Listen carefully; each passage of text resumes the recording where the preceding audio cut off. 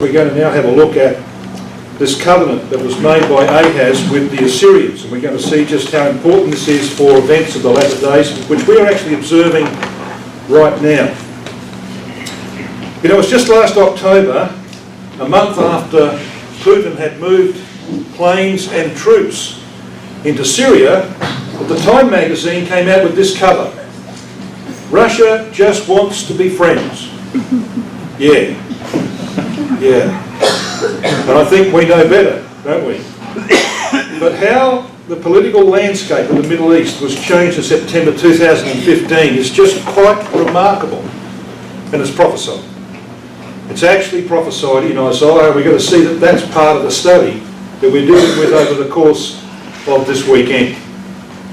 Now, the section of the history of the nation of Judah and of Israel that we're dealing with, you can see on that chart. Now I'm going to give you a bigger picture of that in a moment, but the yellow line, of course, is the kingdom of Israel in the north, and they were about to go into dissolution, to be taken into captivity by Sargon in 722 BC in the 6th year of Hezekiah.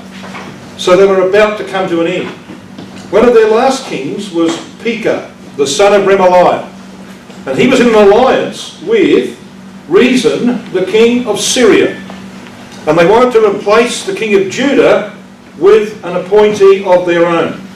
And so that's why, of course, Isaiah chapter 7 actually outlines that history, and Yahweh offers a sign to Ahaz that he wasn't going to let that happen. The throne of David wasn't going to be dissolved by the activity of Pekah and Rezin. But Ahaz, of course, wouldn't cooperate with his God. So there had to be another way of going about this. And there was. So here is a slightly larger version of that section of the chart that you've just seen. Now you'll notice there in the top circle we've got Rezin, the king of Syria. We've got Tiglath-Pileser III, the king of Assyria. We have Pekah here, the son of Remaliah, the king of Israel at the time. And we've got Ahaz down here, the king of Judah. And as Isaiah 7 pointed out, we don't really need to go back to it, do we? We had a look at the first couple of verses. These two kings are an alliance against Judah. In Isaiah 7, chapter 7, verses 3 to 11, as we saw, Yahweh seeks to help Ahaz and offers him a sign. And he says, I will not ask for a sign. I don't have any faith in Yahweh, the God of Israel. Now I want to do a little exercise with you at the outset of this study. I want you to use your fingers. I want you to follow me through the book of Isaiah and then into the book of Micah. And if you do have a highlighting pencil of some kind, and you haven't done this exercise before, I would suggest it's very, very helpful to highlight the word the Assyrian in these prophecies. Because when you read it next time, you're not going to read it the same way. If you haven't seen fully the type that is set forth here, you'll never read this scripture the same way again. You won't read it as history. You'll read it as prophecy, and that's how it should be read. Because the historical platform, the historical framework that God established in the life of Ahaz and Hezekiah is used of the prophecies of the latter days. So we're going to start in Isaiah chapter 10, brothers and sisters and young people. In Isaiah chapter 10, and at verse 5. Now we'll be coming back, we'll be circling back to some of these passages a little later on in our study. I just want to go through the names that are used here. So then, the Assyrian is the title of latter-day Gog, the Gog of Ezekiel 38 verse 2. Son of man, set thy face against Gog of the land of Magog, the prince of Rosh, Meshech and Tubal. The Assyrian is the title used in Isaiah and Micah for that same power of the latter days. I'm going to see this from the context alone. So you're in Isaiah chapter 10 with me? Have a look at verse 5. Now if you've got your highlighting pencil, the word Assyrian is the one that you want. O Assyrian, the rod of mine anger, and the staff in their hand is mine indignation. Now, is this a latter day prophecy? Is this about the activity of Gog? I want you to read on with me. I want you to read into verse 6. I will send him against a hypocritical nation, and against the people of my wrath will I give him a charge to take the spoil and to take the prey. Anybody got a suggestion where that might be from? Ezekiel chapter 38. Hast thou come to take a spoil? Hast thou come to take a prey? They're identical words. So the Spirit is telling you, read Assyrian, read Gog. It's the latter-day Gogian power that's being referred to here. Now, how do we know that this is the right interpretation? Well, you don't have to read very far. Come to verse 24 of Isaiah chapter 10. Therefore thus saith Adonai Yahweh of armies, O my people that dwellest in Zion, be not afraid of the Assyrian. He shall smite thee with the rod, and shall lift up his staff against thee out of the manner of Egypt. For yet a very little while, and the indignation shall cease, and mine anger in their destruction. And Yahweh of armies shall stir up a scourge for him according to the slaughter of Midian at the rock of Oreb.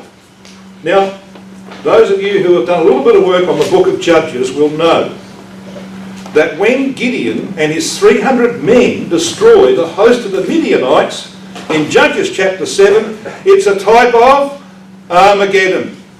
It's used that way right throughout the prophecy of Isaiah. Just step back to chapter 9 of Isaiah, for example, and verse 5. Verse 4 and 5. Isaiah 9 verse 4. For thou hast broken the yoke of his burden, and the staff of his shoulder, the rod of his oppressor, as in the day of Midian. So here's the victory of Gideon over the Midianites. What's this time? Well, look at verse 5. For every battle of the warriors with confused noise, and the garments rolled in blood, but this shall be burning and fuel of fire. What does it lead to? Well, look at verses 6 and 7. Unto us a child is born, unto us a son is given, and the government of the kingdom of God. That's what it leads to. It leads to the establishment of the kingdom of God. And verse 7 says, of the increase of his government and peace there shall be no end upon the throne of David. The zeal of Yahweh will perform this. So you see, when God uses the Midianites, he's using a type out of the book of Judges. He's saying that when Gideon destroyed the Midianites with his 300, that was a type of Armageddon. So when you come to chapter 10, and he talks there in verse 26 about the slaughter of Midian, we know it's about Armageddon. Alright, so you know your context. The Bible speaks for itself. So come with me now to Isaiah chapter 14, but further on in the prophecy. Now, if I was to ask you what's Isaiah 14 about, you'd say the king of Babylon. Yes, true. But when we get to the end of the chapter, we read this in verse 24. Yahweh of hosts has sworn, saying, surely as I have thought, so shall it come to pass, and as I have purposed, so shall it stand, that I will break the Assyrian in my land, and upon my mountains tread him underfoot. Then shall his yoke depart from off them, and the burden shall depart from off their shoulders. So when is this, brothers and sisters? Can we be assured about the timing of this? When is this going to happen? Look at the next verse, verse 26. This is the purpose that is purposed upon the whole earth, and this is the hand that is stretched out upon all the nations. This is not about some local conflict in the land of Israel in the days of Hezekiah. That is the type of what Christ is going to do in the whole earth. See, when you read this term, the Assyrian, you're reading about latter-day Gog that comes down upon the mountains of Israel to precipitate Armageddon. Right? Got the picture? Well, I won't need to do much explanation from now on, will I? We just go and look at the verses, and you can highlight the word the Assyrian, and you'll see the context around it. It will always be that context. So come to chapter 30 of Isaiah, and verse 31.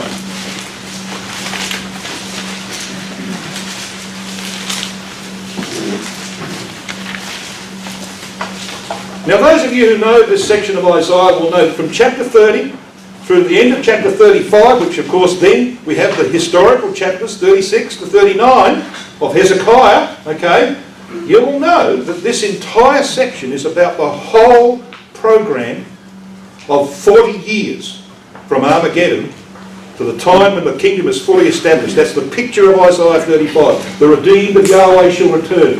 It's not talking about you and me, brothers and sisters. It's talking about the nations who are subjected to Christ. The context tells you that.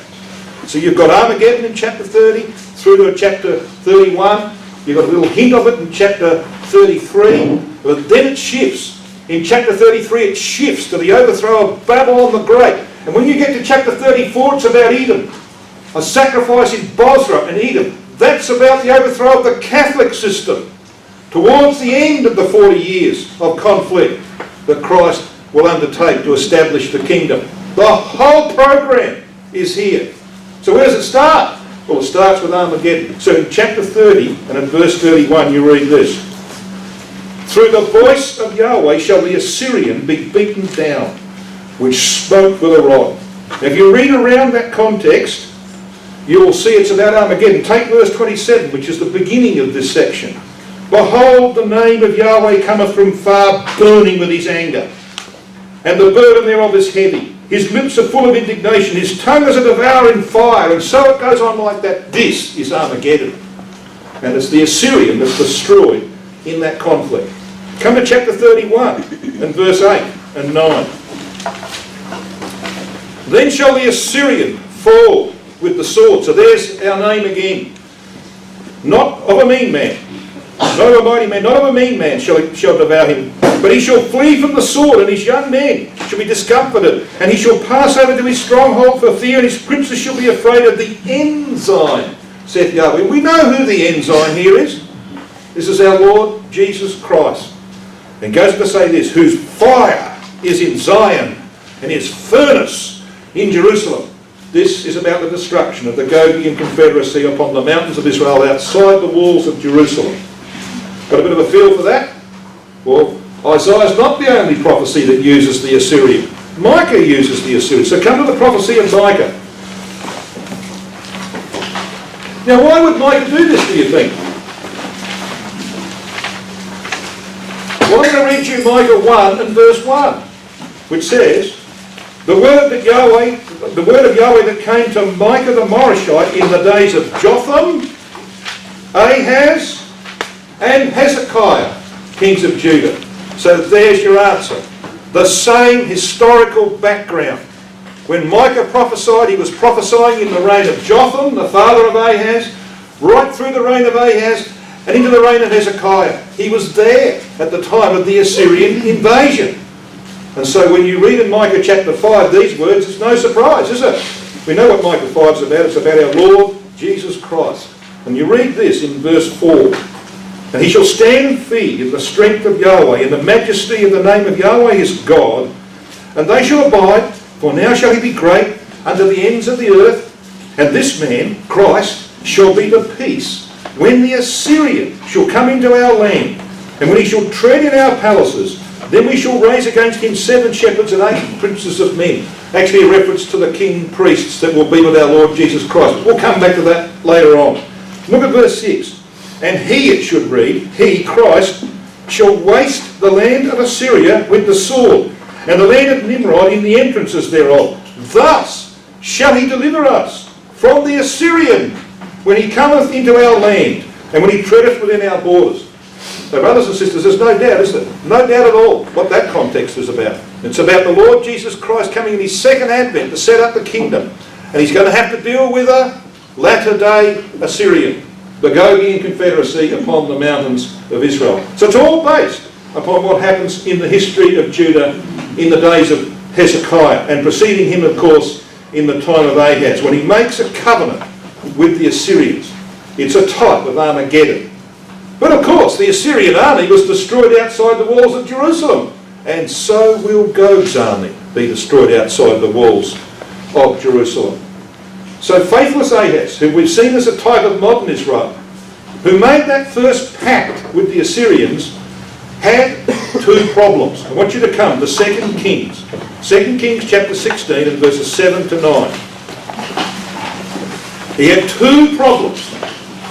We're going to see what they were, and we're going to see how they match latter-day Israel.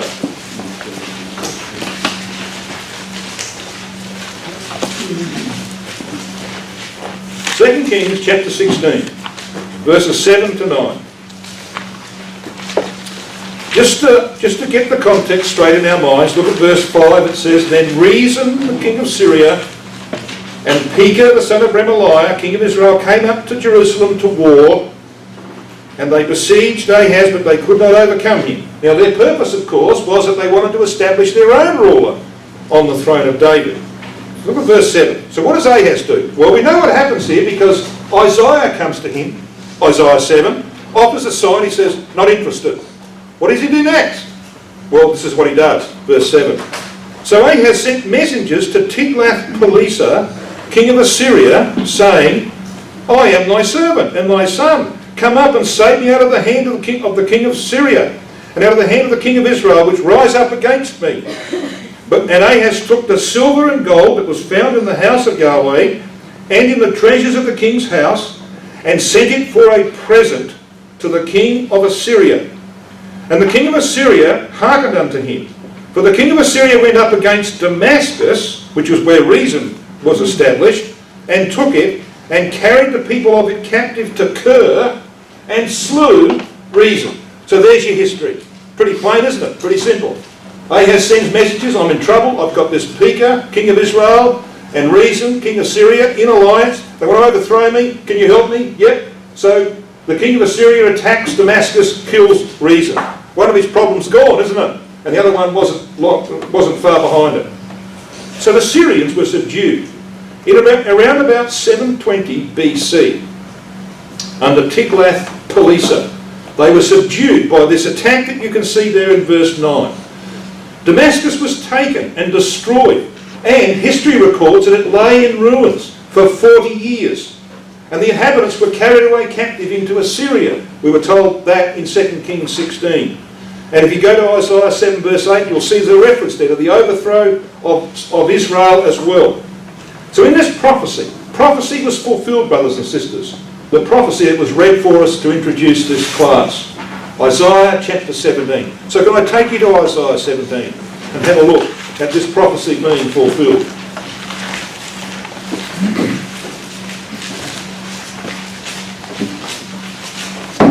So let's have a look and see what happens to Syria. Now this is all very important because, well, Israel, the nation today, just happens to have a Syrian and a Russian border.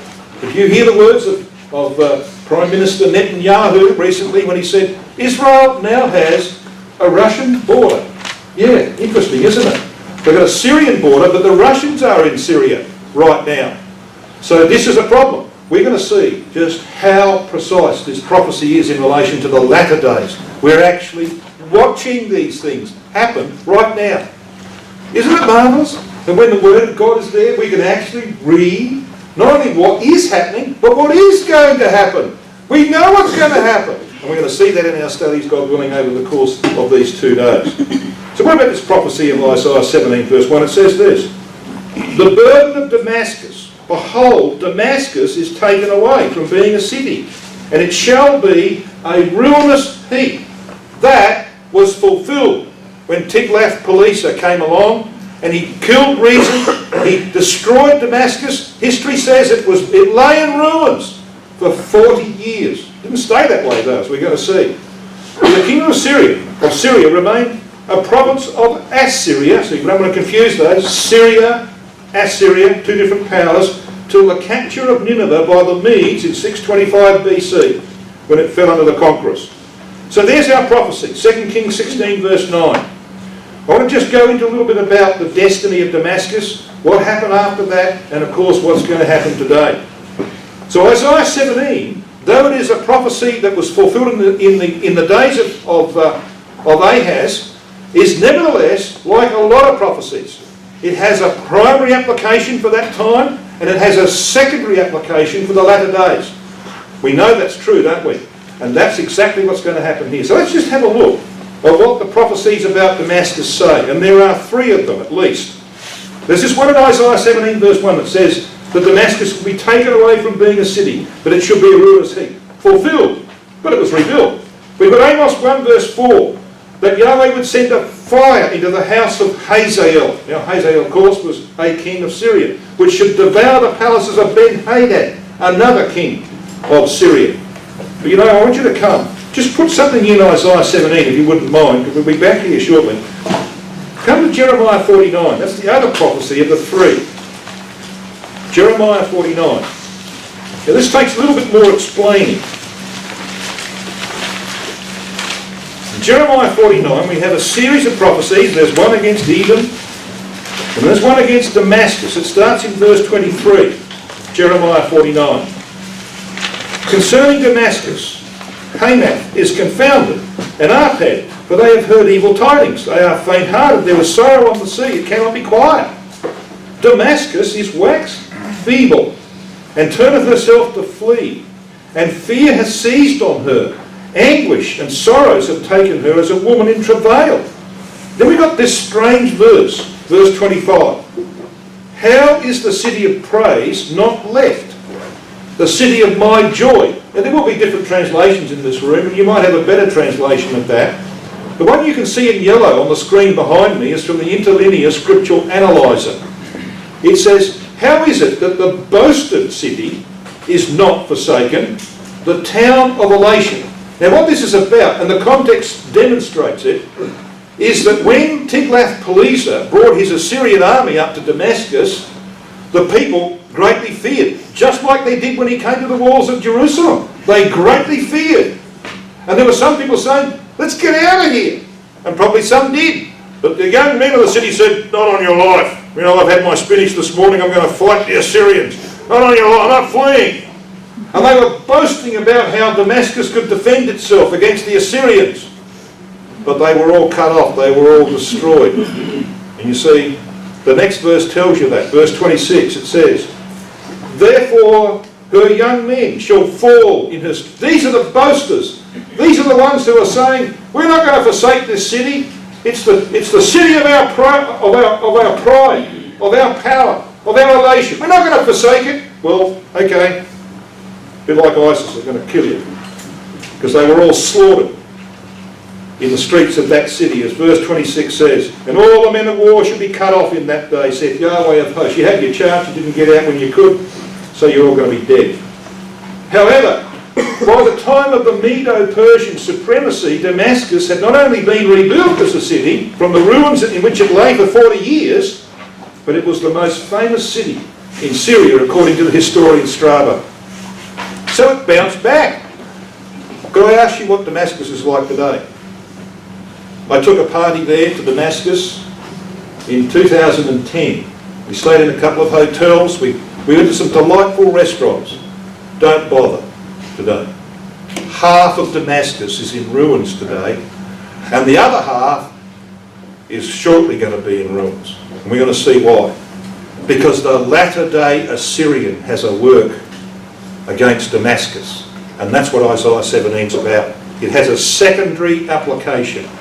The latter-day Assyrian is there breathing down their necks. He's got 150,000 soldiers on the ground. He's got all these aeroplanes. He's bombing ISIS and other people at the moment. You wait, the time will come. And Damascus is going to be a heap again. So who is this ISIS crowd? Well, they're a very important catalyst in the whole divine scheme, brothers and sisters. ISIS is a temporary catalyst for the latter-day Assyrian to come into the Middle East. They're not going to play a huge role, and I want to show you why they're not going to play a huge role in the future. They're going to be wiped out. The same treatment that they've given to the people that they've overcome is going to be given to them. I want to demonstrate why. Okay, so who is this ISIS? Now this is an acronym, isn't it? ISIS. It means the Islamic State of Iraq and Syria. You know, you probably heard your leaders also call them ISIL. Heard that one? ISIL? Yeah. Well, it means the Islamic State of Iraq and the Levant. Now, we don't use this name, the Levant, today. So what is the Levant? Well, it's an area including Syria, Jordan, Lebanon, Iraq, Cyprus, Palestine, and the southern part of Turkey, and Israel. It's a pretty big area. Okay? So ISIS has got this idea that they're going to set up this caliphate, this kingdom, on the territory of the Levant. That's why they call themselves ISIL. Now they emerged in 2011 in Iraq as an outgrowth of Al-Qaeda. You know, the people who flew the planes into the Twin Towers, into the Pentagon in 2001. Remember that one? Well, I think you can't forget it. They call it 9/11. Yeah, that's the people. Well, Al-Qaeda thinks that ISIS is too extreme. Yeah, they don't want anything to do with it. ISIS is too extreme for Al-Qaeda. That's how tough these people are. Now they've recruited rebel fighters from Syria, from many other countries. We've got people gone from Australia to join ISIS. People from Britain, people from America, from all over the world have gone to join them because, of course, they pay good money as well. And their acts, of course, are well known. They're on the news all the time. They captured large swathes of Syria and Iraq, the latter portion of 2014, early part of 2015, and indiscriminately beheaded, especially Christians and Yazidis. They butchered them, they beheaded them, and any non-Muslim or anybody that was a perceived enemy got their head lopped off. I've seen some, I don't watch these things very often, but I've seen some brutal videos. I saw them, for instance, when they were dealing with one town. They lined up all the young men, all the men of fighting age, and took them out to the river, probably Euphrates River. They took them out to the river, and there was this wall. And one guy would push them up, push the fellow up. Guy would shoot him, push him off. And the river was full of floating bodies, shot in the back of the head. We took our group to a place called Palmyra. Now this is where you've got the best example of a temple of Baal or Bel in Palmyra. Well, you don't go there today to see the temple of Bel because they've blown it up, all right? Like they did most other places that they came. Not that I'm worried about that, I've blown the thing up myself. But you know, they blew it up. It's a tourist icon. See? Well, we were there in 2010. We went and had lunch in a restaurant. You know what I saw? The day after they got there, all the people of that main street where there's only one main street, all the people of that main street, the people in the restaurants who served us, their bodies were on the ground, but they had no heads on them. They beheaded the whole lot of them. That's ISIS. So their acts are well known. They're even credited with 1,000 civilian casualties outside of Iraq and Syria. In January 2015, several of them attacked in Paris. 20 died. They died in the magazine Charlie Hebdo, the satirical publisher, and they died in a kosher supermarket, a Jewish supermarket. All right, 20 of them. Well, of course, that got outdone, didn't it? A Russian plane was down, they say, in the Sinai by an ISIS-planted bomb. Of course, Putin was going to get revenge for that. In November 2015, we had the Paris attacks where 130 people were shot dead or blown up. All right, so you know about the acts of ISIS, don't you? And they've made themselves pretty, they're pretty prominent in world affairs. Well, this is the area they control. The yellow on the screen. Oh, hang on, that doesn't look all that much, does it? That's all they control. The yellow on the screen. And they've lost some of that since that map was drawn. So they're not a big power in the scheme of things. They are not going to establish a caliphate. That's a pipe dream, because they're going to be destroyed by the latter day Assyrian before they get around to it. That's what's going to happen to them. Well, they've reached out. You can go to North America, Europe, Middle East, Australia, you'll find ISIS cells. We've got idiots in Australia who've gone around shooting policemen in the head. One who took out a knife is going to behead some innocent citizen in the street. Yeah. That's the kind of thing that's happening because of ISIS. But it's a temporary phenomenon. Now let me just veer off from that. It's enough about ISIS for the time being. Now we'll talk about their future in a moment. What about the problems that Russia, and particularly Putin as the leader of Russia, has caused for the nations of Western Europe and for the nations of the world generally? Now we know what's been happening. Russia and NATO are at loggerheads at the moment over European security, because when the former Soviet Union countries of the West became part of the European Union, they then wanted to join NATO, which is the North Atlantic Treaty Organisation. Well, Russia said, no, we can't have that. So Putin's been doing all sorts of things to try and stop that happening. He's been flying planes over the UK and even here over America or near America. He's been doing all sorts of things to make it clear he's not happy about these nations becoming part of NATO. The European Union has strong sanctions against Russia over the problem in Ukraine, the fact that Russia is supporting the rebels in the east of Ukraine, etc. The world certainly hasn't forgotten the assumption, the annexation of the Crimean Peninsula by Russia in February 2014. He just took it over. They haven't forgotten that. Russia's unilateral entry into Syria in September last year to support Bashar al-Assad has been a thorn in the side of the West. And Russian attacks on anti-Assad forces as well as ISIS. In other words, he's fighting the rebels that the Western nations are supporting. He's blowing them up too. See, that's caused a few headaches, hasn't it, brothers and sisters? You've been following all of this, haven't you? But what's happened after the Paris attacks? What has happened after the Paris attacks? Well, there's suddenly all of this stuff seems to have been pushed into the background. All of a sudden it seems to be forgotten. And now you've got a new alliance forming in the wake of the Paris attacks in November between the US and Russia and France to destroy ISIS. Putin and the President of France, Hollande, have agreed to close military cooperation in the war against ISIS. France has not called on NATO to do that, they called on Russia. And a French aircraft carrier has joined a Russian aircraft carrier in the Mediterranean to fight ISIS. Okay? Now, hang on. What about all those problems they had? What about all the sanctions they had against Russia? Well, it's all forgotten because 130 people got shot in Paris. That's how quickly things change. That's how the angels can change the course of world events. And so, we're watching it.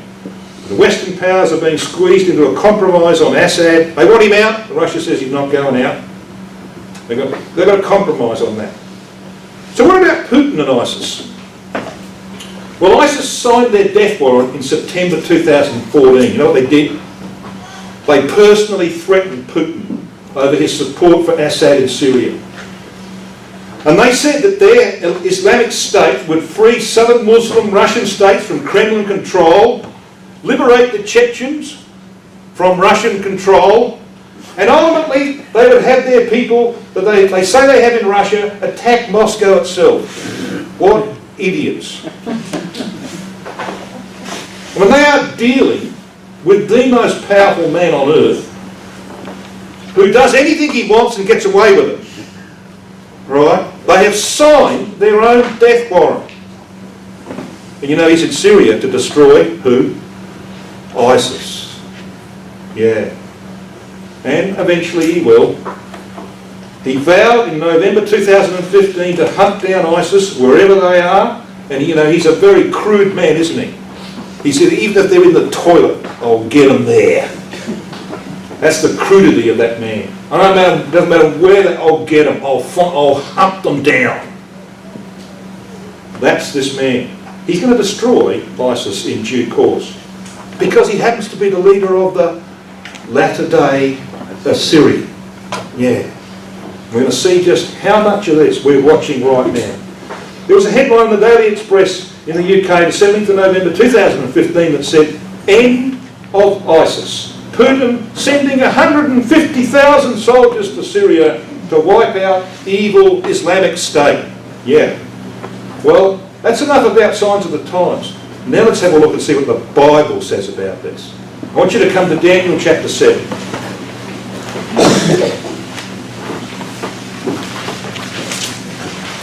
Now, some of you in this room will have heard me talk about this before.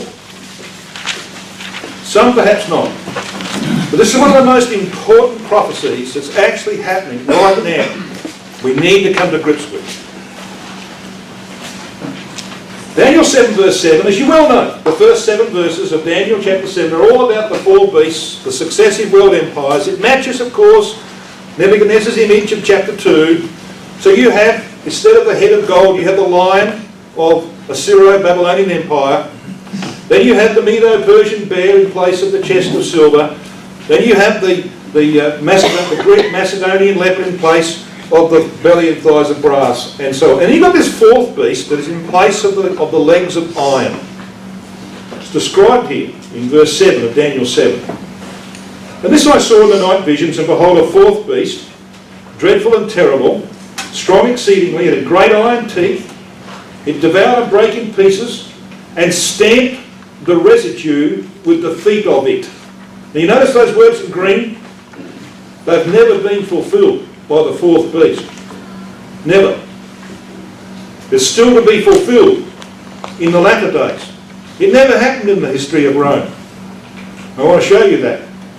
And it says, he was diverse from all the beasts that were before it, and it had 10 horns. So what about this fourth beast?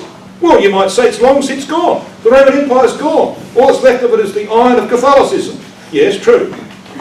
But this fourth beast, this fourth empire, has to be in existence in the latter days. We know that when you come to Daniel chapter 7 and verse 11, because it says this.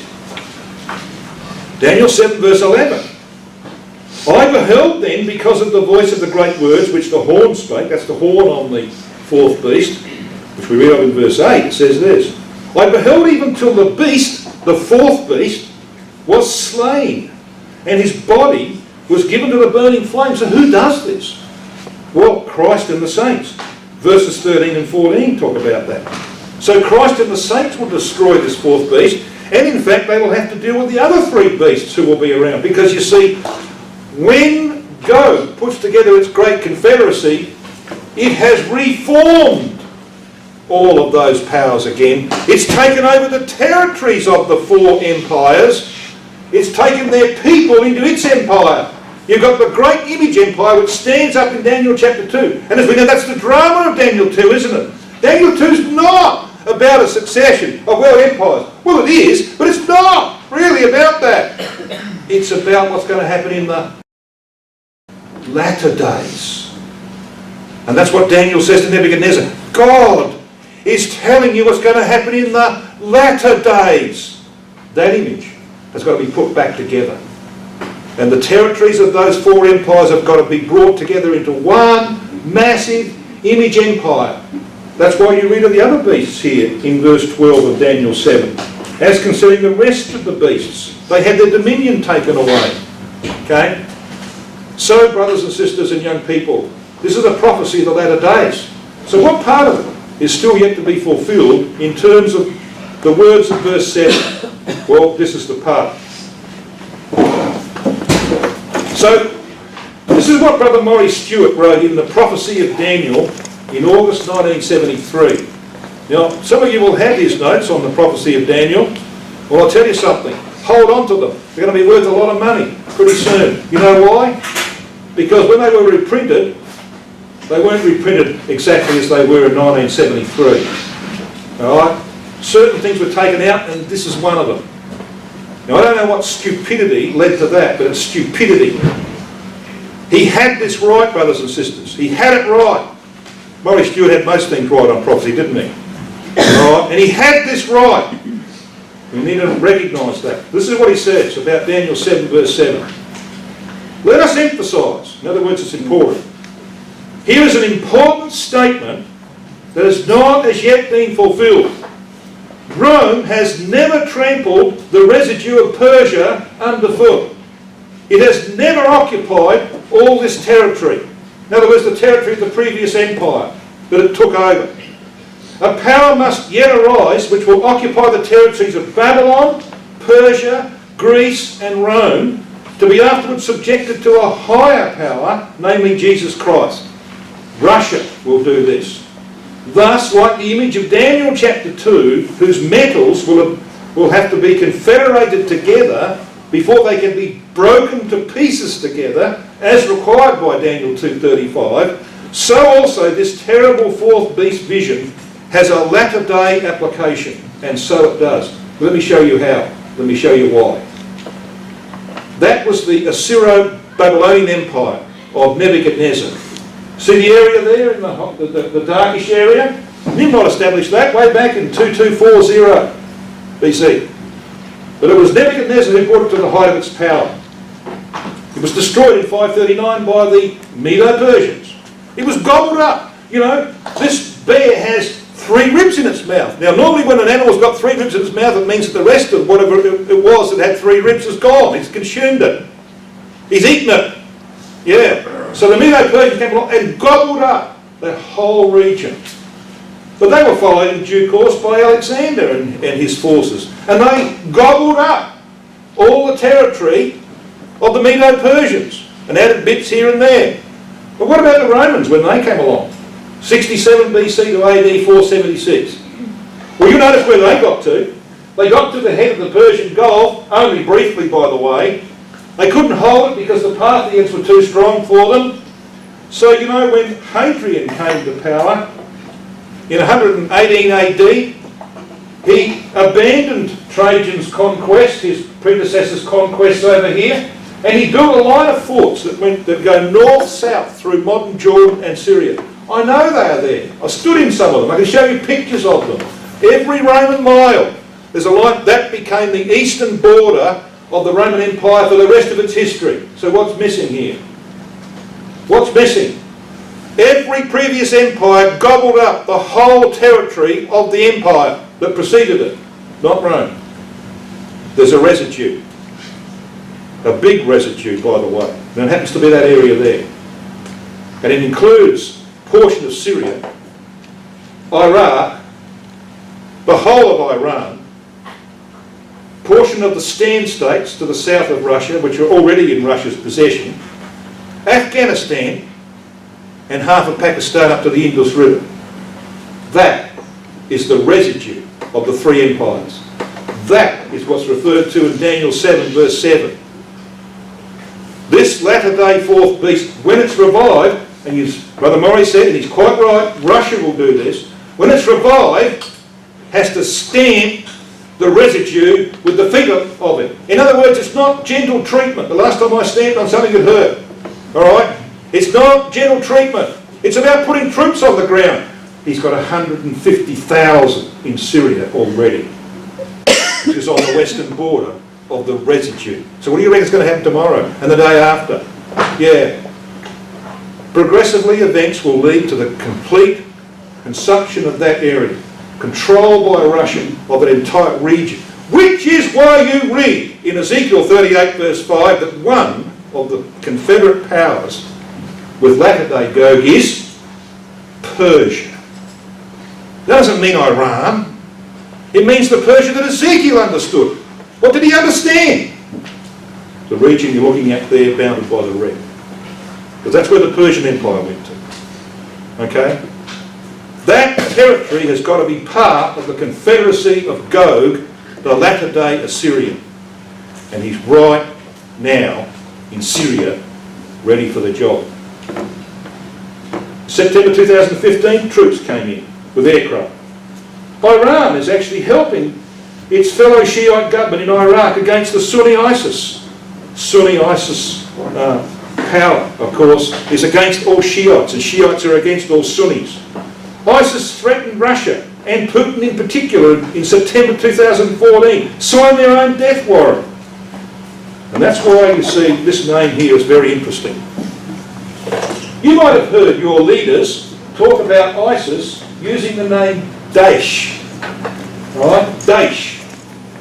Now ISIS doesn't like this. It's an adapted acronym of their Arabic name. Now I don't speak Arabic. Anybody here speak Arabic? You might want to vocalise this for us, but no, please don't try, especially not God. It's similar to another Arabic word, das, which means to trample down or crush. Isn't that interesting? To trample down or crush. Or stamp the residue with the feet thereof. That's going to be the end of ISIS. They're going to be wiped out when Russia takes that entire region from Syria across to Pakistan. They're going to do to ISIS what ISIS has done to others. And that will be the bit that they play in the divine economy to bring Russia. What else was going to bring Russia in this area? What do you reckon? So God provided ISIS to do the job. Isn't that amazing, brothers and sisters, what God can do? Yeah. Come to Daniel chapter 11 and verse 40.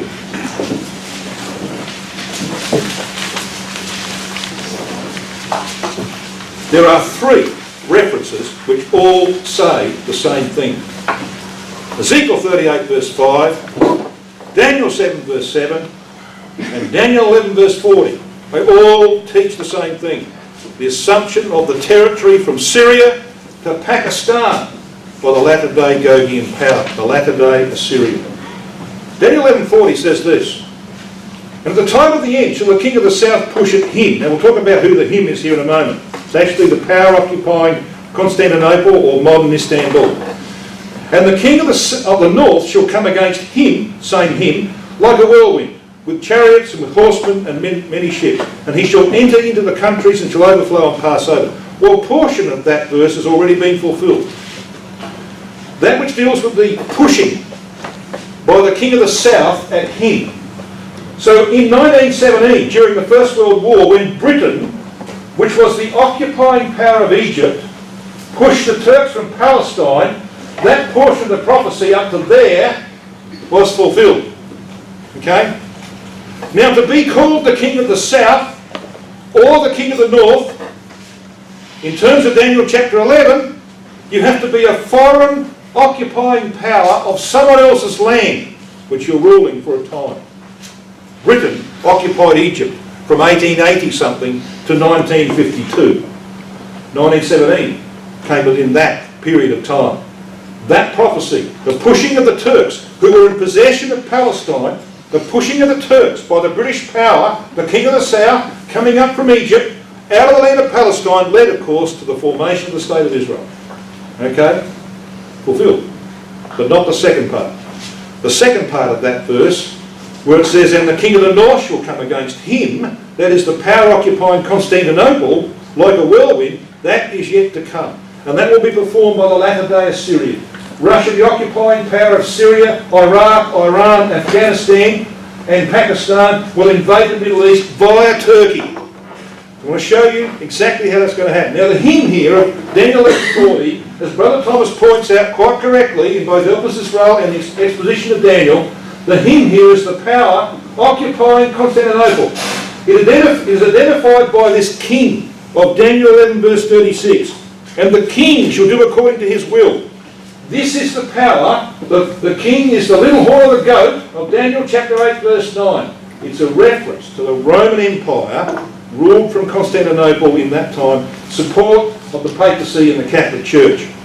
And this is what John Thomas wrote about that in Help Us Israel. He said, it matters not whether they be pagan Romans, Catholic Greeks, Muslim Turks, or Greek Catholic Russians, the power that rules in Constantinople and plants its standard in Assyria is the little horn of the Assyro-Macedonian horn of the goat, and therefore the hymn of Daniel 11 verse 40. Now, the power occupying Constantinople today happens to be Turkish, doesn't it? And the Turks were in control of Palestine in 1917. So we've got a prophecy that's about to be fulfilled, brothers and sisters. And it has to be fulfilled before there can be an invasion into the Middle East from the north down through Turkey. Because it's the king of the north that comes against him. And you can't be called the king of the north, biblically, unless you are a foreign occupying power of the territory of the Seleucid kingdom. When Alexander's kingdom was divided up into 4 sections, the 2 dominant parts were the Seleucid kingdom, king of the north, and the Ptolemaic kingdom in Egypt, king of the south. You can't be called king of the north until you possess that territory. And what we're watching is the first stages of that coming to pass. And when they've got that territory, then they can attack down through Turkey, down the coastal strip of Lebanon and Israel and into Egypt. And then they're drawn back, of course, to Jerusalem. We'll talk about that a little later on in our studies, to be destroyed by Christ and the saints. So the names of Gog in prophecy goes through several phases here. Gogian power passes through several phases on its way to Armageddon. It's called the king of the north when the Seleucid territory is controlled. At that same time, they will have set their standard in ancient Assyria. Be called the Assyrian. Then they become, when they take Constantinople later on, they become the little horn of the goat. And when they come down into Egypt, they're called in Isaiah 19 verse 4, a cruel Lord. That's the stages. That's the way it's going to play itself out. Now, I can see my time is running out on me, but I've got a few minutes, so I'm going to actually spend a little bit of time on what's happening between Russia and Israel today, because this class is called A Covenant with the Assyrians. Of the 8.18 million in the land of Israel today, 1.6 million are Russian Jews who came in the last 25 years. 1.7 million are Arabs. In May 2013, there were 10,000 Red Army veterans still alive from World War II living in Israel. How old will they be, do you think? Very late 80s, at the best? Early, mid-90s? Probably, most of them. There were 10,000 still alive in 2013 in Israel who had fought against Hitler in the Second World War. Shows you how many Russian Jews there are in Israel today. The links are now very strong. Putin visited there in 2012 in June. He said his talks with Netanyahu had been very detailed and very useful. I'm sure they were. Shimon Peres went to Moscow when he was president, November 2012, for the inauguration of the Jewish Museum and Tolerance Centre in Moscow. A Russian warship visited Haifa Harbour on the 13th of May 2013. They took many of those Red Army veterans aboard that Russian ship. I'm sure they had their cameras working because this ship has got ramps at the front and ramps at the back to let down tanks and other equipment onto the shore. They're probably looking for places where they could do that a little later on. And this is what the Russians said about that visit. There is something to be understood from this for the contemporary Middle East. Where we decided to make anchor is a clear statement both to the Israelis and the entire region. Think about that, the implications of that. Netanyahu went to Moscow in September 2015 to avoid conflict with Russia over Syria, because when Putin brought his planes in, of course the Israelis fly over Syria too, don't they? So he went there and said, well, let's not have any problem, like Russia's had with Turkey, for example. So he sorted that out with Putin. You've not heard any incidents of Russian and Israeli planes coming into contact? Of course you're not. You won't hear it either. It's been organised. Netanyahu, however, believes that the Six Nations, which includes Russia, who have agreed to ease sanctions on Iran, have made a historic mistake because Iran continues to enrich uranium. You notice this little verse down here? Hosea 12 verse 1. Ephraim feedeth on wind, and followeth after the east wind which came from Syria. He daily increaseth lies and desolation, and they do make a covenant with the Assyrians, and oil is carried into Egypt. Yeah, we're about to see it. We're about to see it. Just like Ahaz, king of Judah, made a covenant with the Assyrians to save himself from two problems. What was his problems? His problems were due north, king of Israel. What's Israel's problem due north? Hezbollah, southern Lebanon. His other problem was northeast, Syria. What's Israel's other problem?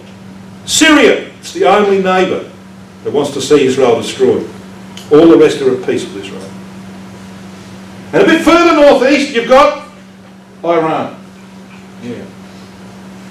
I'm going to show over the course of this weekend that an agreement is going to be formed between Russia and Israel that will see the end of the problem of Iran's nuclear weapons, the end of the problem with Syria, the end of the problem with Hezbollah and Hamas in the Gaza Strip, leading to the fulfilment of Ezekiel 38 verses 8 to 12, which say that the peace that descends upon the Middle East before Armageddon is not far away. It's not far away. So what would a covenant between Russia and Israel achieve?